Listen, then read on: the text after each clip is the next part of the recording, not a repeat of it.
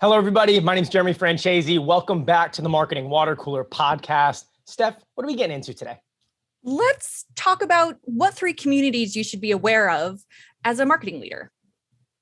Cool. So this is simple. So know your customer, know the companies using your competitors, and know the companies that haven't taken action yet. And so when we break those down and we're going to frame the conversation like we like to do, bring some data into the conversation, I want to get more specific with this. Know your customer is not just like know who's in your account. It's what can you learn from your existing base of customers? The size, the scope, the average value, the buying reasons, the problems you're solving, where they find the most value, and et cetera, right? Intimately understanding what you can learn from your existing group of customers. 2 is, know what companies are using your competitors, your top competitors, and understand what you can learn from that. Maybe there's a positioning miss that you need to realign. Maybe they're promoting or communicating a different value proposition, and that's attracting maybe larger accounts, right? So you notice in your book of business, your average customer value is $70,000 a year, and you start to look at some factors, or maybe your BDR team's cold calling companies, and you document where with ABC company, where with Acme Corporation. You start doing the numbers, looking under, and you're like, wow, there's a lot of companies using ABC company that's a competitor of ours, and they're all enterprise level clients, right? You start to do the math on, they seem to be attracting larger business. We're trying to get that opportunity. What can we learn from that, right? So know your customer and understand what you can learn from that group of organizations.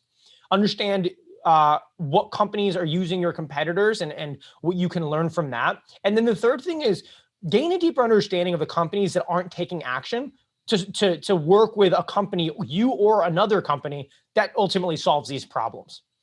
And so I want to frame this up in a couple ways, and then Steph will kick it over and you can kind of throw some questions out there. First and foremost is this. There's a number of studies that are out there, and one of them we'll reference. You kind of aggregate it together. I know that the book Quantum Marketing, which was written by the CMO of MasterCard, I believe it was, he has quotes in there that range from, I think it's 70 to 80% of CEOs don't trust their current CMOs to deliver business value.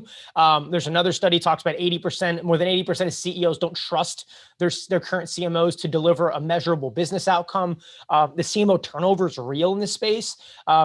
And I think that when we think through the understanding these 3 macro communities, a lot of times they step in, they're figuring out the tools, the systems, they're trying to figure out what campaigns to run and what they need to do. And the truth is, it starts with getting a deep understanding of your organization, your current client base, and what changes need to be made to bring in the right quality of business and nurture those customers. And it's really hard to do that if you don't intimately know your customers, you don't understand the accounts that are not going to you and they're buying from other people, as well as companies that aren't taking action. And if you look at those groups and you learn from those groups, it can tell you a whole heck of a lot of how to position yourself, the things you need to be leading with, and the way you need to approach them, as well as the level of the organization that you need to potentially be building content, creative, and targeting to engage with the right quality of business. And so we'll kind of start there. Steph, what do you got in mind? What can we open up? Well, that statistic is really interesting. I'm wondering what the lack of CEO trust in, their own marketing team. What does that mean for people who are like starting to bring in a new marketing team? If there's sort of that idea that maybe the CEO is already like disregarding it, perhaps.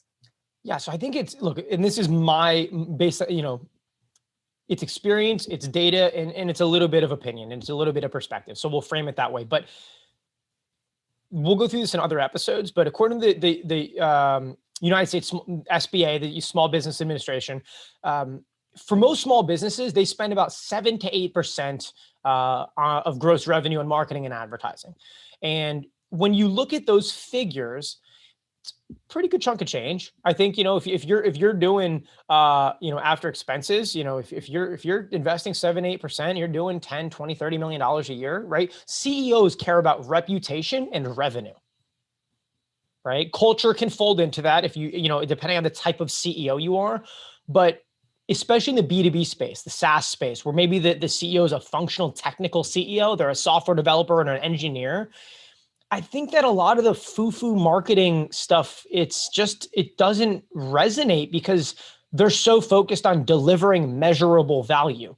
Does the software work? Does our solution work? Where do we add value? Where do we not add value? And when marketing gets, into this world of like nice to haves, where all of the ideas are like, yeah, that sounds interesting, but how does that help us grow the business? Does it help us attract and retain top talent by fostering a culture that people want to come work at? Does it promote and help us get out of obscurity and become an authority in the eyes of our stakeholders that we're trying to get meetings with? Does it help create a more efficient sales process? I think that they're missing the gap on how marketing should touch the customer, right? A lot of marketing departments, if you actually ask them to like go talk to the customer and not promote an event, but actually talk to them, I think a lot of them would be a little uncomfortable. And that disconnect, I think, is a big part of it. Is there's just a lot of delusion. There's just a lot of old habits. And truth be told, a lot of CMOs, a lot of marketing or, leaders are not in a position where trying new things and they have the time to make an impact. I mean, being a CMO for a SaaS company is a very challenging task because those types of companies need to grow 5x revenue, 10x revenue, year over year, 500% growth. So the models that get you from $1 million to 5 million don't work at 20 million to 100 million. Right. They're just, it's a hard role. And so it's a little bit of a combination of it's a challenging role. And there's also the other side that I think most CEOs are at a point now where they're saying, look, we're spending $250,000 on this. Like, are we making more money from this? Because if we're not, what the hell are we doing? And I think it gets that simple. It's reputation, it's revenue, it's culture. If it's not one of those three things, a CEO probably doesn't care about it. Sure. Yeah. I'm sort of wondering, in this moment, and this might not be the right place to continue to talk about it, but what sort of is the designation between advertising and marketing? Because I feel like a lot of times they are used interchangeably, but I feel like there is a difference. I want to look up what like the webs, like what's the actual fundamental definition, and then I'll give you my answer to that. Sure. What's the Oxford languages? Advertising, a noun.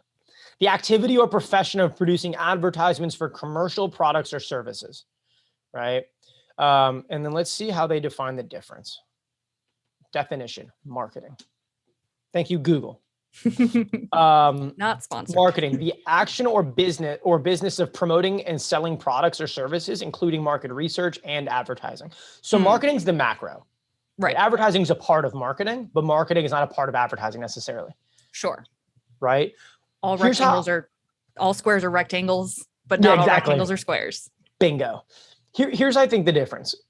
Advertising is the process of creating something with the intent to put money behind it and push it into the world to create value.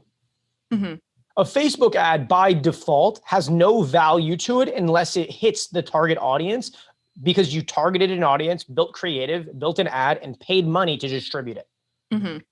Right? That's advertising, right? You're creating something, whether it's a coupon, a discount, a demo. I mean, you are paying your way into the marketplace. I think marketing as a macro, that's where you start to think through like again, that's why I position our business as a communications agency. Feel like, well, you kind of do marketing. I'm like, well, yeah, but like marketing, like I look at it as the umbrella, like communication, then marketing, then advertising. Sure. Advertising is a part of marketing. Marketing is a part of communication. But at the end of the day, it's just about the method by which you're communicating to the desired community. But I think if I were to go to an organization and say, we're an advertising agency, I would expect them to think about that and say, we're making videos, pictures, images, words, and then spending money to push it to the world. Sure. If I come out there and say we're a marketing agency, I expect that company to think about us as a strategic consulting firm, somebody that does market research, a bit more comprehensive branding. We're not just running ads. Think about how much we do for companies, right? Right. We a lot of our companies are like, they've been in business 10, 20, 30 years, Inc. 5000, top places to work, 15, 20, 30 million in revenue. But like, they're not spending all of their money running ads. Right. So as an advertising agency, it may be limiting, whereas marketing allows you to provide, I think, deeper, more comprehensive value. Cool. Thank you for summing that up for me. Anytime, Steph. Thank you, Google, for always being there for us when we need you the most. I'd be the worst partner in trivia. I'd be like, not sponsored. Not sponsored by Google. What else you got? Anything top of mind for you? We can dig into before we close this one out. Yeah, I'm just sort of wondering how to go about doing research into the people who don't seem to be interested in your product, in like, your product essentially. Yeah, so I think you learn a couple ways. Um, there are active ways of learning, meaning it's a proactive method of extracting information, AKA your business development team, right? I was talking to a buddy of mine yesterday. He's at a cybersecurity firm. They have, I don't know, a couple dozen reps that their job every day is to wake up, hit the phones, and call people. Well, if you can track that data, you can acquire a lot of information. I'll give you a really, really specific example. When I was in sales at ADP, and we were selling anything from payroll to benefits, HR, I learned a lot because for 4.5, 5 years while I was marketing, whether it's channel development, working with channels, COIs to refer business, or I was cold calling, like I learned based on the size of the company, the things that were more likely to be of value. I learned that by the size of the company and the level in the organization, what they would likely care about, that I had to talk about. Sure. So your business development, your salespeople, your people going proactively to grind it out, pound the pavement and get information, they should in their CRM, whether it's Salesforce or otherwise, be collecting information around the conversations they have with the level of the organization that they're targeting and what the takeaways are. And you may find that you're a service-based business selling a solution or a service, to a company, and your business development team is struggling to find success in the larger enterprise market, the bigger companies that are maybe 500 employees up, right? And what you may find based on the data is that, if their job is to have 20 meetings with potential buyers every month, and you notice there's really only a 10% success rate in that larger market, but then you look at the data and you're like, oh, wait, out of the 20 meetings, 75, 80% of them are with end users or lower level members of the company. Well, that tells you a lot. It says, hey, we're not getting into the company at the right level. We don't have the resources to climb the ladder, maybe case studies, white papers, things that build stakeholder relevance. And it may tell you that a lot of the marketing you're doing is positioning yourself for somebody that is an end user, but has no authority to make a decision. Sure. Right? So then you document that and you look at it and say, these are the things that are valued at the end user level that we can use to latch on, find a champion, and then help us navigate. But to get to the stakeholder, we need these things because it speaks to the P&L, the finances, the strength of the company, retention, whatever it is that you sell. But you use that BDR team, that hunting engine to go capture data, right? And then they'll talk to people out of those conversations, say, hey, Mr. and Mrs. CEO, my name's Jeremy. I'm calling from X, Y, and Z company. Hey, because this is how I would cold call. Let's say if I was selling a cyber company, say, Mr. and Mrs. CTO, my name's Jeremy. How have you been? Good. Hey, I'll be real brief. I find it common that most CTOs are struggling to attract and retain top talent given the tight labor market, and they're struggling to stabilize operating costs relative to the increase in cyber threat, let's just say. Right? Which one of those is the biggest challenge for you? Right? That's how I would open the call. I would give them options based I'm an expert. I live in this world. Okay. Based on the two things I find all of these executives are asking, or they're struggling with, which one's important for you? Well, if they say, Jeremy, to be honest, none of those are a problem. We're doing really, really well. Then you start to acquire data around they haven't taken action. They don't perceive it as a problem. And again, you use that outbound initiative to manage your information flow, right? And then you teach the people and you're like, companies under this size are not going to find value in this solution. We need to mark it up, right? It's like, you're selling $1 million solution to a guy with 4 employees. Like, depending on what they do, there's only so much money in that company. Right. The other side is events. If you're doing webinars, if you're doing on-site trade shows, you use that information to figure out who's stopping by the booth, who's introducing us, who's following up, who's going to the website to ask for a demo, right? That gets back to another conversation we'll have at another point, which is like, are you built to attract, to manage the data flow? That's one of the things companies need to spend time in, is like, what's actually coming through your website?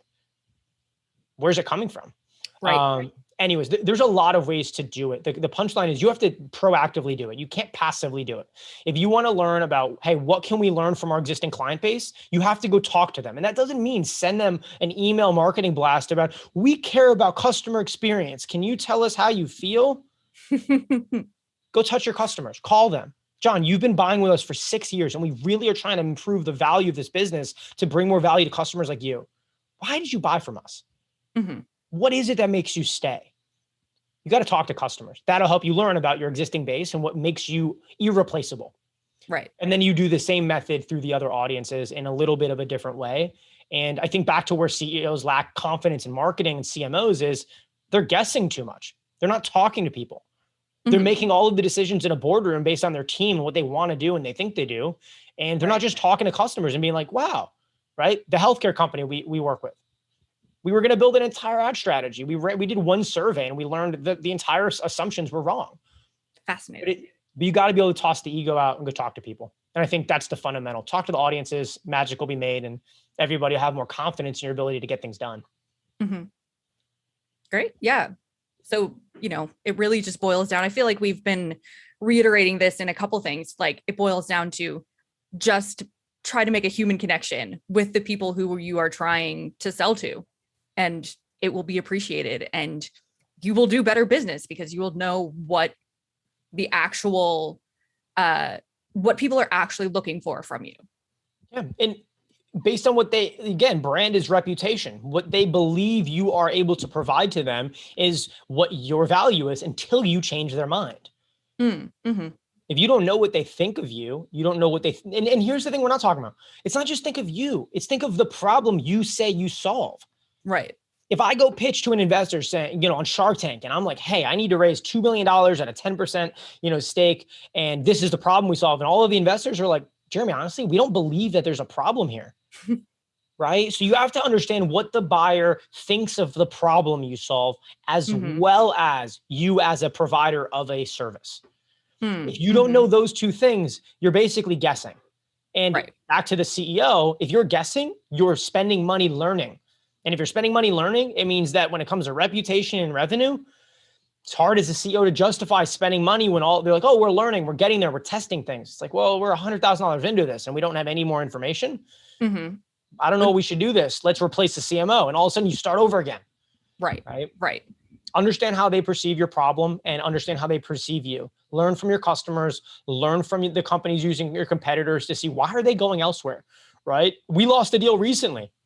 It's okay. I asked him, hey, you said you were going a different direction. Do you mind giving me some feedback on what made you go the other way? That's a real email in my inbox. And he's like, hey, I'm actually happy to give you some answers. This is why we went the other direction.